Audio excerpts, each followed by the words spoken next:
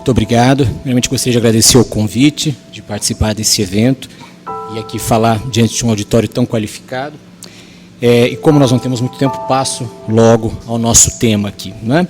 Então eu vou tratar do tema da ontologia registral, especificamente hoje, neste aspecto da ontologia registral que diz respeito aos sujeitos de direito e às suas representações dos registros públicos. E é claro que, para quem ainda não viu nenhuma apresentação sobre esse tema, não leu nada a respeito, parece um tema um tanto quanto esotérico, né?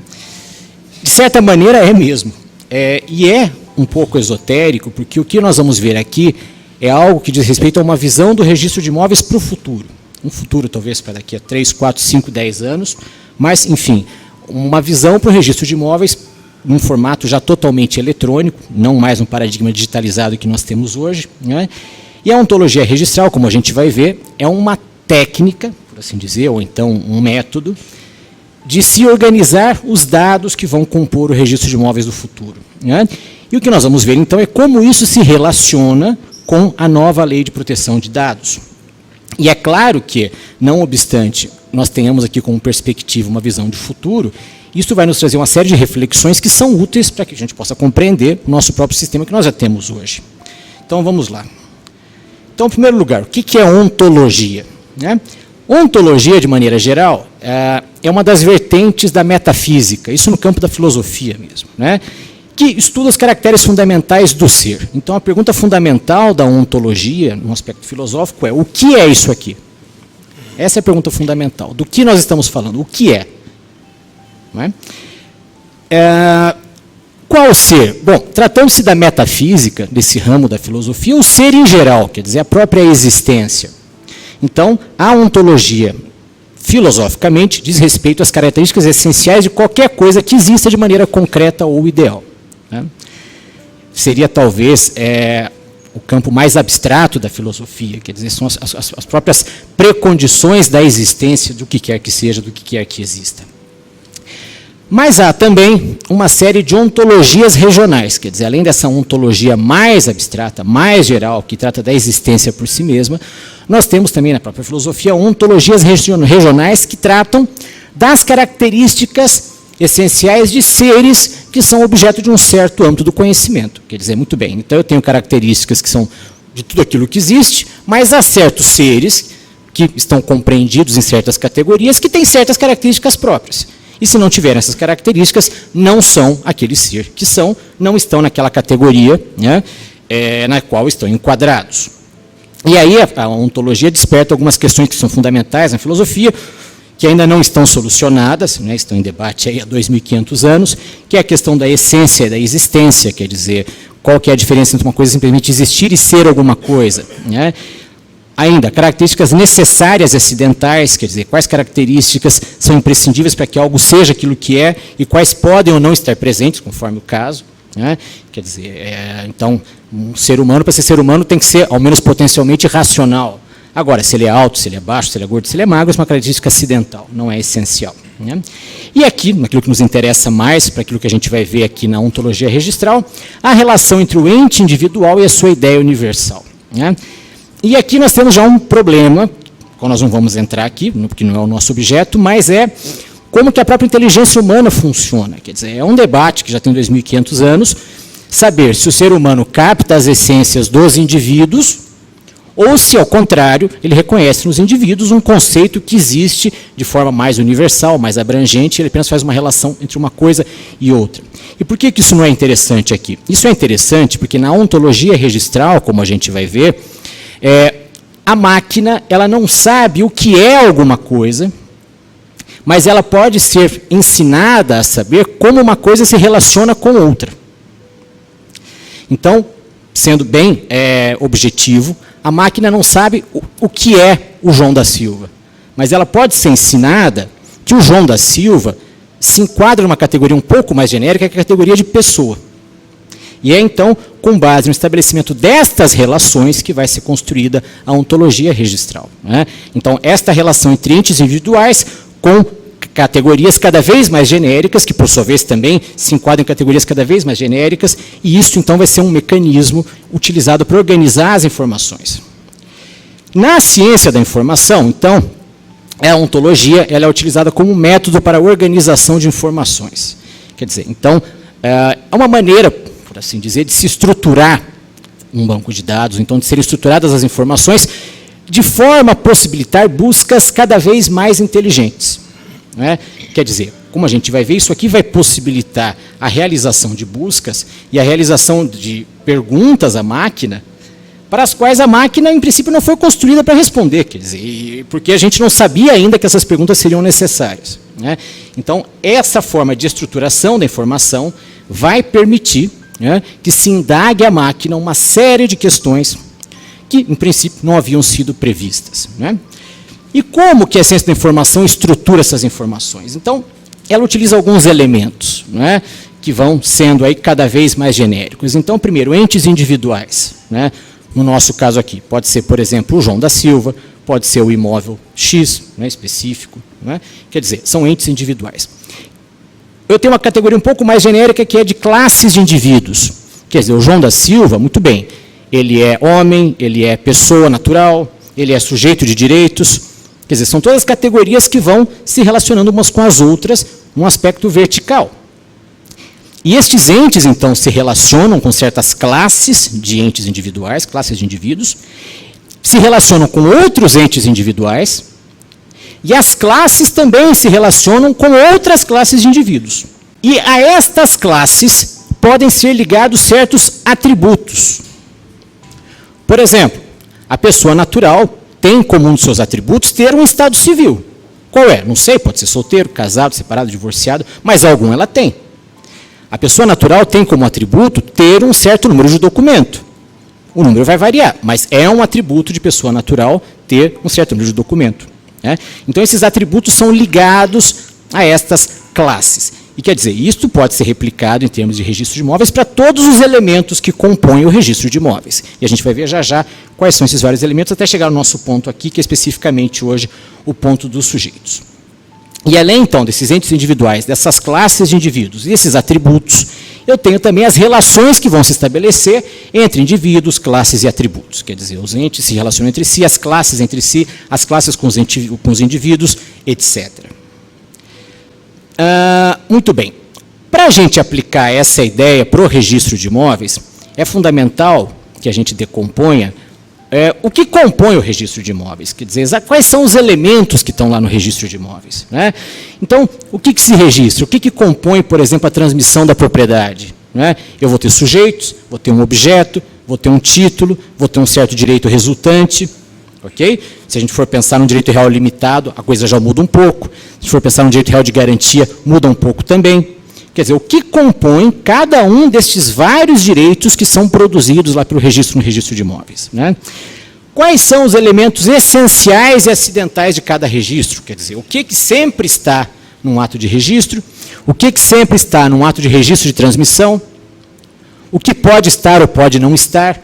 Então, quer dizer, eu vou ter também em cada registro, e registro aqui em sentido amplo, abrangendo também a ideia da matrícula, da verbação, etc.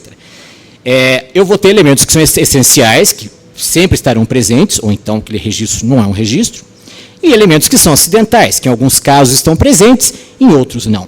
E quais são os atributos destes vários elementos? Né?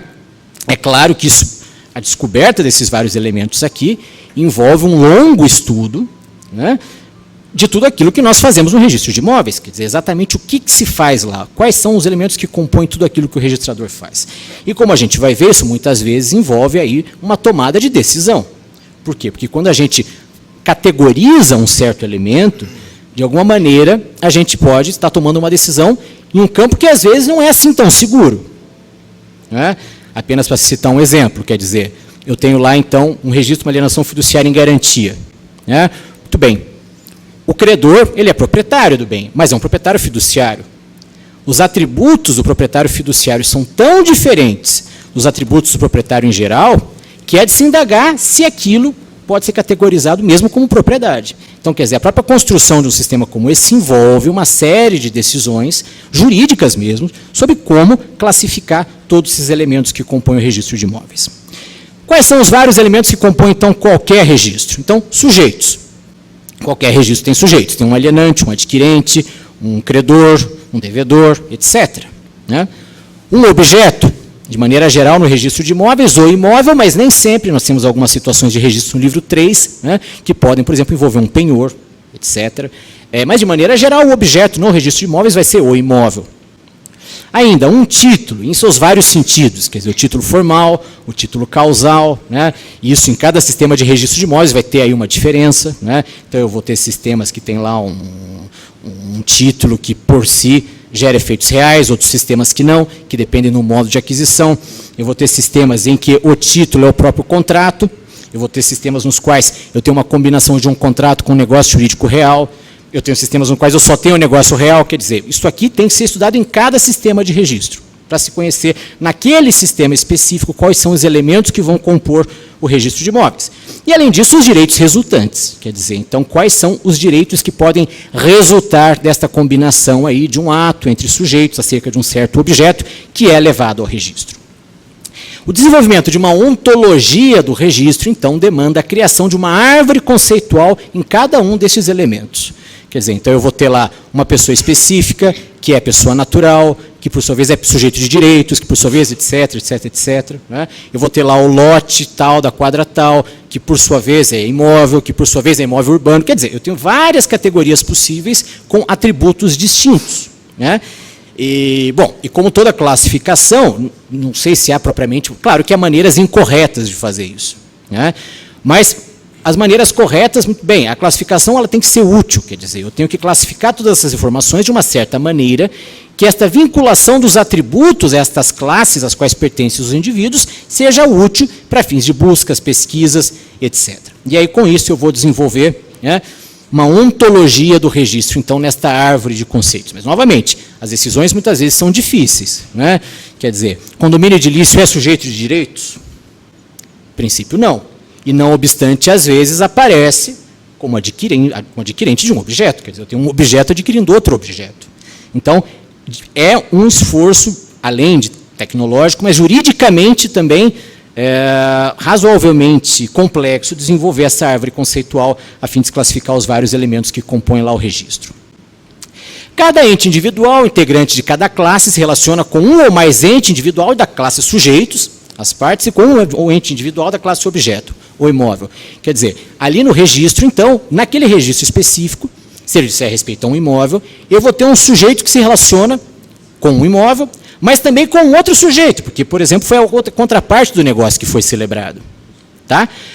Mas ele pode também se relacionar com outros sujeitos além do alienante, quer dizer, ele é casado, por exemplo. Não é? Ele tem um outro tipo de relação, que é categorizado de uma outra maneira na árvore conceitual, com o seu cônjuge, que vai produzir uma série de outros atributos e uma série de outras consequências. Não é? Por outro lado, os imóveis também podem se relacionar entre si. Quer dizer, os imóveis podem estar na mesma rua, podem estar na mesma quadra, podem ser confrontantes, podem não ser. Não é? Então, de alguma maneira, estes entes individuais sujeitos e os entes individuais objetos também se relacionam entre si. E este modo de se relacionar vai variar segundo a natureza de cada classe e de cada subclasse nas quais estão inseridas estes entes individuais. Né? Por exemplo, na classe daquilo que nós podemos chamar de direitos reais, há maneiras distintas de se relacionar objeto, sujeito, etc., segundo se trate de um direito sobre coisa própria ou um direito sobre coisa alheia. Né?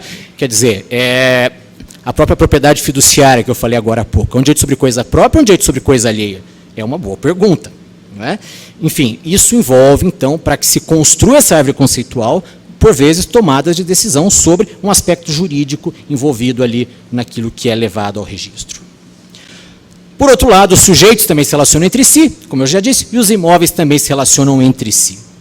E o estabelecimento da ontologia permite, então, que se tenha acesso a respostas a perguntas que ainda não foram formuladas, mas que podem vir a ser.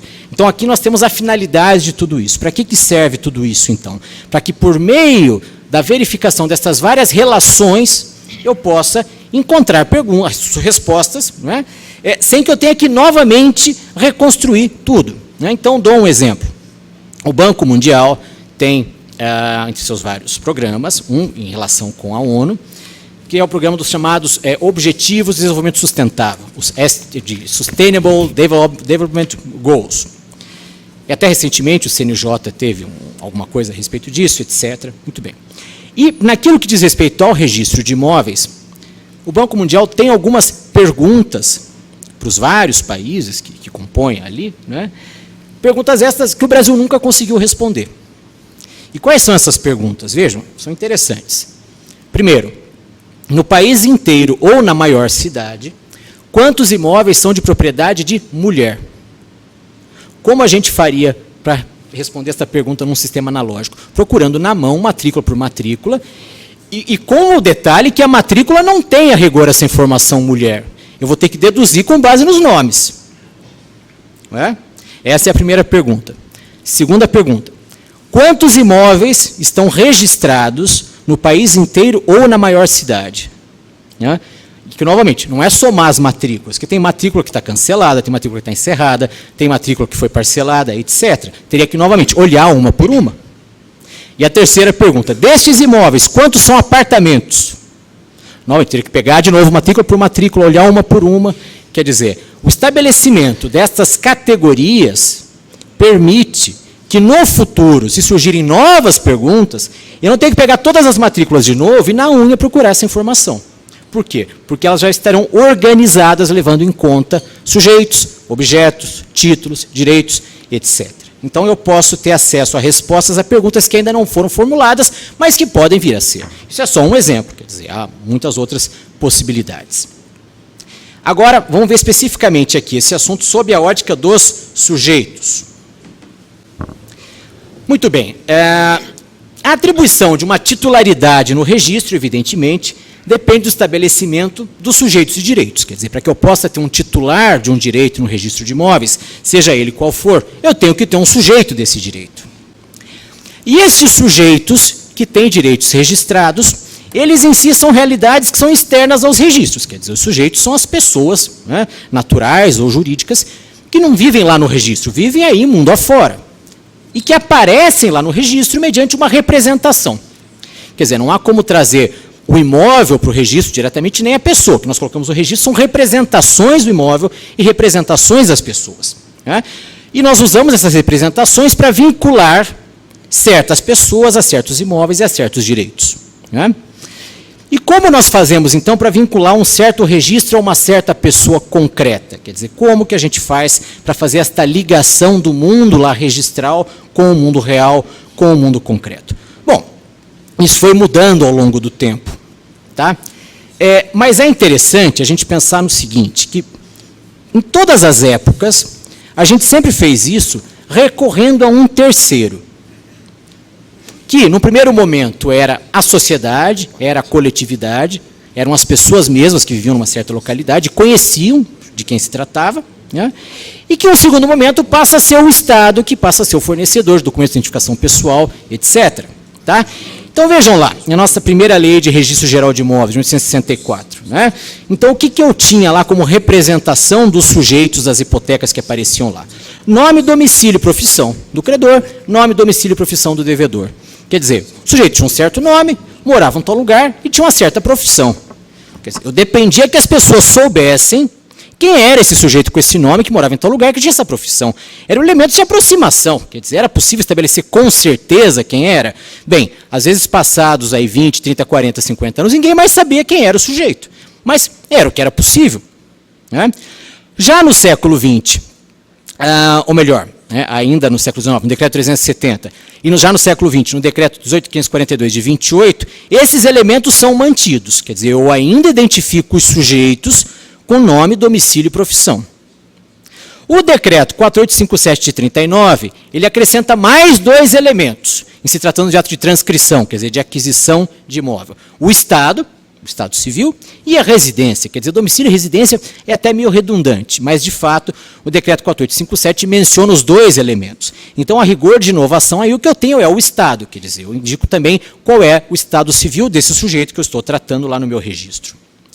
A Lei 6.015 já muda o paradigma, porque aqui agora eu não tenho mais esse recurso ao conhecimento das pessoas a respeito de seus concidadãos, ali num certo domicílio, mas sim eu posso recorrer ao Estado como ente que fornece a identificação das pessoas. Né? Então eu passo a ter nome, domicílio, nacionalidade, estado civil, profissão, número de inscrição no CPF ou do Registro Geral da Servidão de Identidade ou a falta deste sua filiação.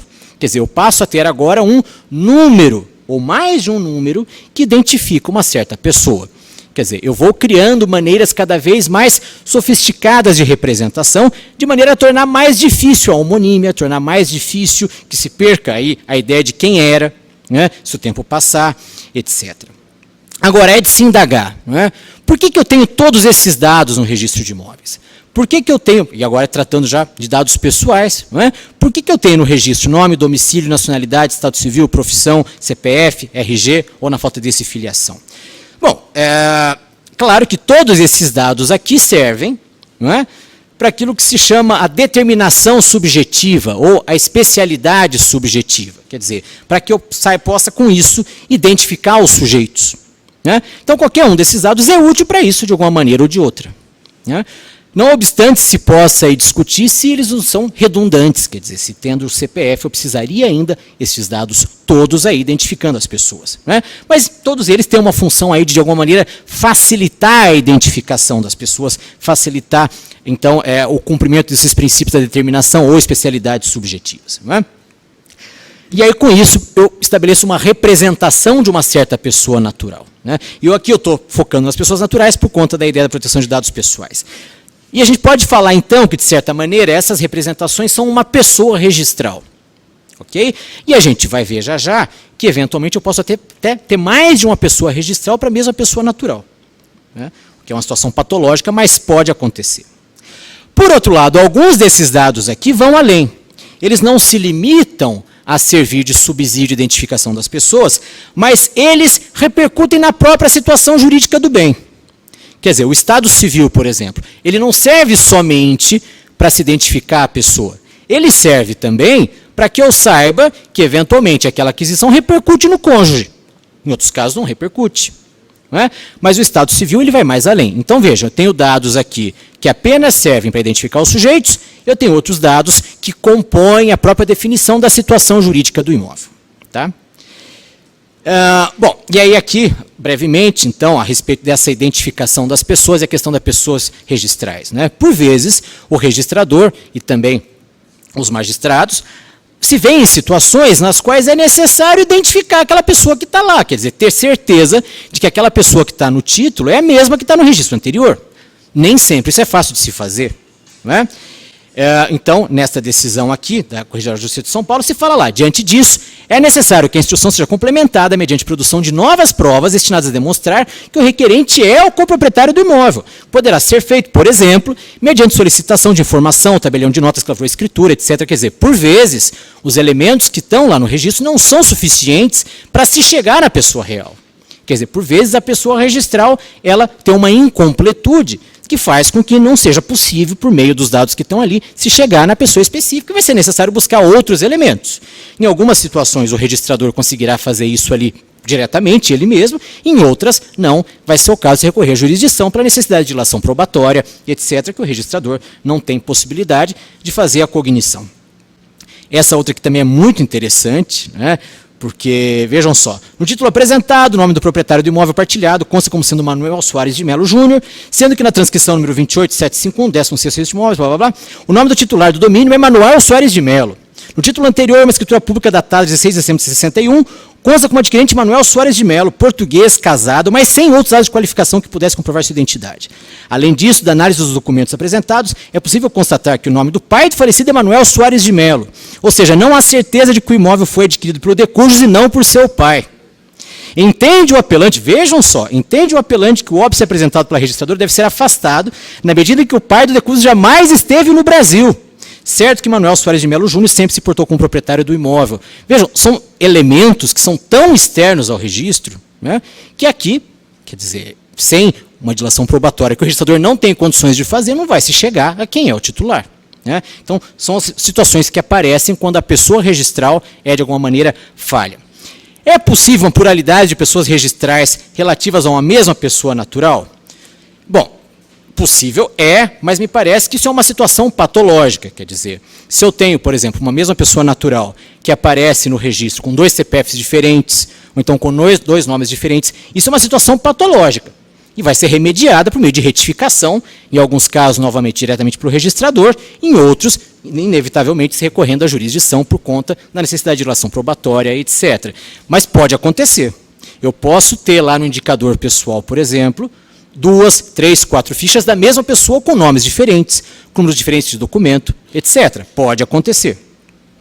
E caberá, então, neste caso, ao registrador, ou em alguns casos ao juiz, encontrar qual que é o elemento unificador subjacente. Quer dizer, o que unifica tudo isso? É a pessoa concreta, a pessoa real. Não é? Quer dizer, a pessoa concreta é uma só, a despeito de, eventualmente, ela ser representada no registro por mais de uma maneira. Às vezes no mesmo registro, às vezes em registros distintos, quer dizer, ela pode aparecer com dados diferentes que vão aí ensejar, né, a existência de pessoas registrais diferentes. Então, como nós vimos, eu tenho dados, então, que servem tão somente para facilitar ou para permitir a identificação das pessoas, para realizar a determinação subjetiva, e, por outro lado, nós temos alguns dados que vão além, repercutindo na própria situação jurídica do bem. E aí, aqui eu já faço uma pergunta.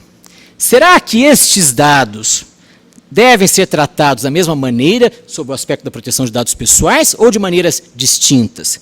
Porque um dado que repercute na situação jurídica do bem, não me parece que ele possa ser, de alguma maneira, suprimido em termos de publicidade pelo registrador. Mas os dados de determinação que são redundantes, quer dizer, se eu tenho lá o estabelecimento do CPF, por exemplo, ou do RG, não tenho tanta segurança, mas o CPF já tem uma certa unidade no país, né? Será que eu tenho que continuar indicando qual é a profissão do sujeito, por exemplo? Ou será que esses dados já são ali redundantes e dentro de uma ideia de minimização, que é própria da proteção de dados pessoais, a publicidade dessas informações deve, de alguma maneira, ser restringida? Eu acho que é uma questão que se pode colocar, né? Será que no futuro não seremos todos números apenas e o próprio nome não vai ser um dado redundante?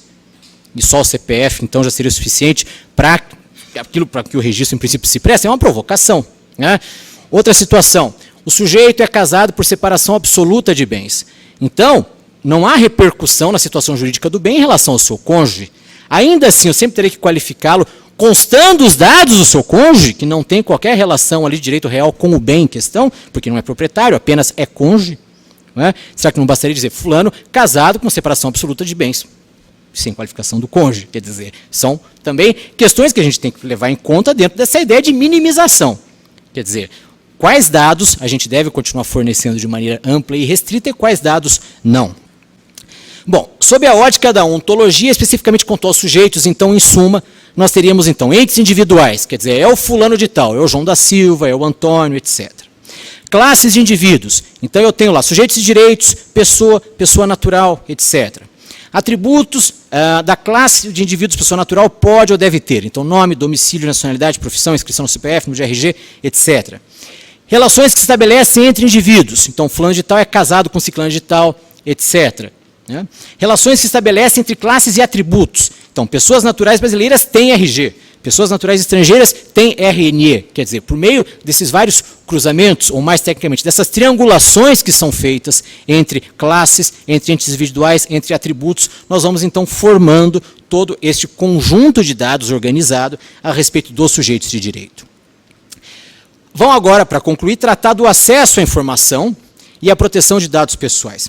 Vejam que o nosso sistema brasileiro de registro ele foi evoluindo neste aspecto da maneira de se prestar informações. Tá? Então, nós temos um primeiro momento em que nós temos informações chapadas. O que eu chamo de informação chapada? A prestação da informação ao público como uma mera imagem do assento que consta do livro. Tá? Então, às vezes, eu recebo algumas escrituras lá para registro que não são, isso, por exemplo, é um ato lá que foi lavrado em 1970, né? Que não é uma transcrição digitada da escritura, mas sim uma cópia da escritura tal como ela está no livro. Então, chega lá no papel de segurança manuscrito. Né? Quer dizer, o que é isso? Isso é uma informação chapada, é uma mera imagem do assento que consta no livro. Isso é, de certa maneira, a forma mais rudimentar que há de prestar essas informações. Eu tenho simplesmente uma imagem do que está no livro, a interpretação do que está escrito lá cabe a quem receber essa certidão. Eu tenho uma segunda possibilidade, que é um pouco mais sofisticada, que é a transcrição das informações. Quer dizer, no segundo momento eu posso ter a digitação com base em informações que constam dos livros. Quer dizer, alguma interpretação eu tenho aqui. Né? Eu não estou entregando uma imagem do que está no livro, eu estou lendo e redigitando. Uma terceira maneira seria a prestação de informações por quesitos. né, que seria a busca no assento de um conteúdo específico. Quer dizer, aqui eu já teria, então, algo um pouco mais sofisticado ainda. Então, se, por exemplo, eu for fornecer uma certidão que diz respeito a quem é o proprietário atual e quais são os ônus que não estão cancelados acerca de um certo imóvel, eu já teria algo um pouco mais sofisticado. Quer dizer, olha, então, há no registro uma série de informações que podem não interessar para o requerente, né? E o que interessa para ele nesse momento aqui é saber quem é o proprietário e se há alguma hipoteca ou não, se é uma penhora ou não, etc.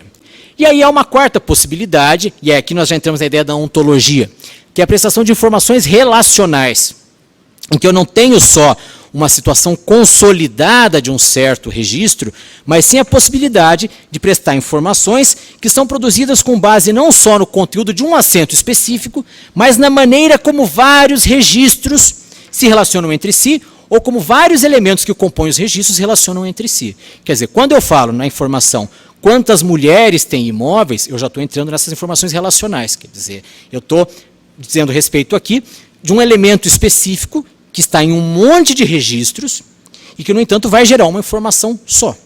Né? Então, isto aqui seria a informação relacional. E a ontologia registral aparece, então, como um método de se preparar o sistema registral para fornecer esse tipo de informação. Né? Quantos imóveis foram alienados num certo bairro no dia tal? Também entraria aqui. Ou então no mês tal, ou na rua tal, etc. Quer dizer, eu tenho perguntas que podem ser feitas e ainda não foram, e que poderão ser respondidas se as informações forem estruturadas dessa maneira. Quanto à publicidade, né? Então, publicidade, ela é um princípio fundamental geral dos direitos reais, é um princípio do próprio direito privado, ela é, enfim, um próprio princípio geral do direito, muito bem, mas na perspectiva da economia, a publicidade do registro imobiliário, especificamente, ela é o fornecimento de informações sobre a relação entre sujeito, objeto e direito, relevantes para transações a seu respeito. Por que isso é importante? Isso é importante se a gente for pensar em qual é a finalidade da publicidade registral. É algo que nós vamos ter que construir. Muito bem, se nós lidamos com a ideia da finalidade na proteção de dados pessoais, então qual é a finalidade da publicidade registral, especificamente, no nosso caso aqui, da publicidade registral imobiliária? Né? Muito bem, este economista aí alemão já nos disse, neste caso específico, que nós temos como finalidade, então este fornecimento de informações sobre a relação entre o sujeito, objeto e direito, relevantes para transações a seu respeito. A tecnologia, ela repercute muito na publicidade, né? Seja porque ela permite, por um lado, a realização de correlações entre os dados nunca antes possíveis, quer dizer, eu posso, por meio do uso da tecnologia, encontrar correlações que eu nem imaginei que existiam, aquilo que ontem se falou. Muitas vezes as pessoas nem sabem o que elas querem encontrar na massa de dados. Elas vão olhar os dados primeiro para depois descobrir o que tinha ali para ser descoberto. Seja porque, por outro lado, o acesso a estes dados passa a ser feito para certos acervos que antes estavam ocultos, não em teoria, mas sim na prática. E aqui surge um conceito muito interessante, que eu não acho que seja aplicável no Brasil, mas vejam que isso já foi desenvolvido nos Estados Unidos e houve um caso da Suprema Corte que levou em conta essa ideia aqui, que é a ideia de obscuridade prática, practical obscurity. Qual que é a situação aqui? O caso é muito interessante, porque a informação estava disponível em bancos de dados públicos, mas somente para quem soubesse onde procurar. Qual que é o caso? Então, esse é um caso de 89 da Suprema Corte dos Estados Unidos. O Departamento de Justiça versus a comunidade dos repórteres para a liberdade de imprensa. Qual que era a situação? 4 pessoas foram implicadas lá num certo caso de suspeita de corrupção em relação com um congressista norte-americano. E aí um grupo de jornalistas, então, foi procurar informações sobre aquilo que seria a ficha corrida desses 4. Né? Em inglês, rap sheet, a ficha corrida desses 4. E o que acontece? Nesta época, eu tinha informações criminais espalhadas nos Estados Unidos, nos vários counties, no escritório dos vários xerifes, etc. Okay? E isso era público, acessível, quem quisesse ir lá e pedir a informação, isso estava disponível. No entanto, o FBI tinha uma compilação destas informações para os seus próprios fins. Para os seus fins de investigação, etc. O que os repórteres fizeram? Foram no FBI e, com base na Lei de Liberdade de Informação, pediram, olha, nós queremos a compilação sobre essas pessoas. O FBI falou, não, porque isso aqui não está aqui para divulgação para o público, está para o nosso próprio uso. Para você, o que tem aí disponível é ir em cada xerife dos Estados Unidos e procurar as informações. Bem, isso foi levado para o judiciário e a Suprema Corte falou, olha, de fato, o FBI não tem que fornecer essas informações. Por quê? Porque se as informações espalhadas são públicas, a compilação não é. Vejam. E é aqui, bom, eu não vou aqui ler, mas isso vai estar disponível nos slides, mas fala-se aqui que exatamente a questão é que na proteção dos interesses lá de privacidade destas pessoas, eles tinham um interesse na manutenção dessa obscuridade prática, quer dizer, nessa situação nas quais as informações estão espalhadas e não concentradas. Bom, isso é criticado pela doutrina mais recente, tá? Então, é esse artigo de 2007, no qual eles falam que isso foi feito numa época anterior à internet, etc., de maneira que a doutrina espera que, em outro caso, a Suprema Corte mude de opinião e passe a entender que essas compilações são, sim, acessíveis. A publicidade tem que ser conjugada com o princípio da especialidade, né, ou especificidade, como se diz em alguns sistemas europeus. Isso significa, então, que a publicidade vai tornar pública a existência de um direito cujos aspectos são delimitados pela especialidade em suas vertentes objetiva e subjetiva, bem como do direito em questão. Então, por isso que é tão importante para nós a questão da pessoa registral. Quer dizer, essa pessoa registral e os dados que compõem a determinação que vão, então, nos permitir chegar nessas informações, mas isso vai nos trazer o problema, então, da proteção dos dados dessas pessoas registrais e sua repercussão nas pessoas naturais. Exatamente por isso nós vamos ter no registro, então, uma grande quantidade de dados pessoais, né, porque a própria definição da situação jurídica dos imóveis, então, depende da identificação desses sujeitos. Não vou entrar aqui naquilo que já foi falado, quer dizer, dado pessoal é aquele dado, então, que diz respeito a certa pessoa, ou que pelo contexto pode levar a certa pessoa. Me parece que é um problema enorme a gente saber exatamente qual é o limite desse identificável, quer dizer, eu tenho uma informação lá de uma pessoa que vendeu um imóvel num certo edifício num certo dia. Isto torna possível identificar a pessoa ou não? É uma questão para ser debatida. Aqui, a professora Madalena ontem já falou, né? Então, é uma outra questão, mas que eu também não vou entrar, que na União Europeia a pessoa falecida não goza em princípio de proteção no direito comunitário, cada país membro pode usar proteção aos dados da pessoa falecida. No Brasil é uma boa pergunta se nós temos essa proteção ou não para os dados das pessoas já falecidas, se esses dados estão ou não protegidos para as pessoas falecidas. Eu não tenho resposta, é só uma questão para a gente debater, se os mortos têm também direito a essa proteção de dados pessoais.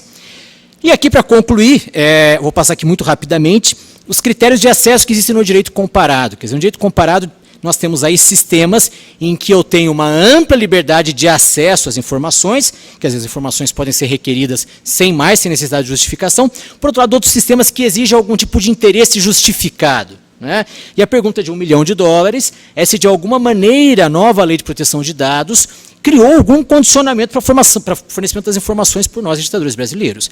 Na verdade, pelos estudos que eu andei fazendo por aí, eu acho que não há nenhum país tão liberal no sentido do fornecimento de informações quanto o Brasil. Porque mesmo nos países que não exigem qualquer tipo de justificativa, isso é condicionado, por exemplo, a que a informação diga respeito a registro específico, ou às vezes a informação a qual se chegue por meio de um índice.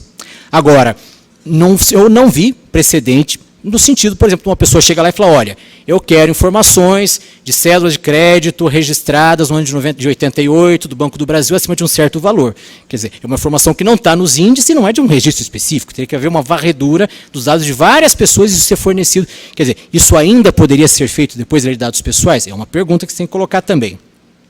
Alguns países, como é o caso da Holanda, tratam de maneira diferenciada o fornecimento de informações individuais a pessoas específicas e o fornecimento das chamadas bulk disclosures, quer dizer, informações em lote, informações em massa.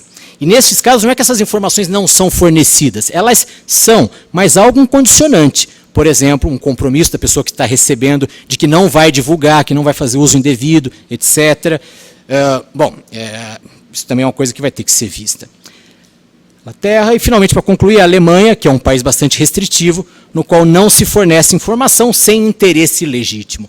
E é interessante que há toda uma jurisprudência, né, a respeito do que é ou não interesse legítimo.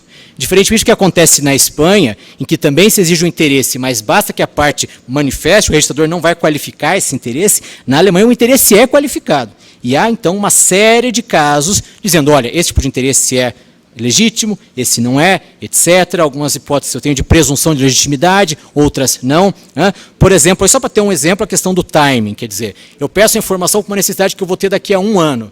Na Alemanha se diz, não, neste caso não há interesse legítimo, você vai aguardar a sua necessidade chegar para você pedir essa informação. Bom, era o que eu tinha para falar, foi um pouco corrido, espero não ter invadido muito tempo do meu colega Salaroli. Muito obrigado, fico à disposição.